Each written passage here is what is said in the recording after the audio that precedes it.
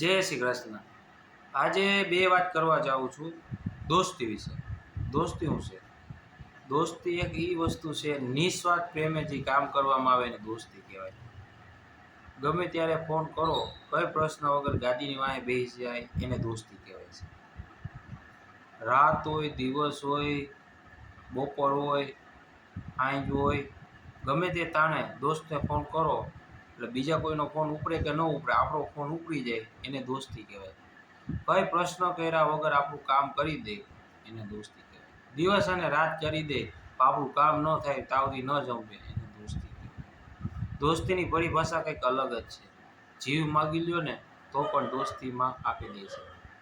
જ્યારે દુર્યોધન કર્ણ પાસે ગમે તે માગતો ને, કર્ણ કાલી રાતે જઈને જવાબ દેતો કે મારો જીવ જોતો હોય ને તો જીવ તને આપી દો, તું એક માગી। એટલે દોસ્તી એની કહેવાય, નિસ્વાર્થ હોય, વિશ્વાસ હોય કે દુનિયા ઉલટ પુલટ થઈ જાય પણ કોઈથી મારો દોસ્તાર મારા વિશે કંઈ ન બોલે, મારા વિશે વાત ન કરે, આવી ન વાત કરે, ખરાબ ન થાય, બરાબર છે। દોસ્તી તો અનર આનંદ છે। હા, દોસ્તી એને કહેવાય કે મિત્ર એટલે તમે ગમે ત્યારે ગમે એટલી વાત કરતા હોય, ટાઈમ ક્યારે અડધી કલાક, કલાક, દોઢ કલાક, 2 કલાક વયા જાય કંઈ ખબર ન પડે। વિહામો એટલે દોસ્તી કહેવાય। દોસ્તી તો દોસ્તી વસ્તુ છે, અલગ જ વસ્તુ છે। એની કંઈ આપણે હું વાત કરું છું ને એ વાત પણ ન થઈ શકે। શું કામ? એને એક વ્યાખ્યા ન આપી શકીએ।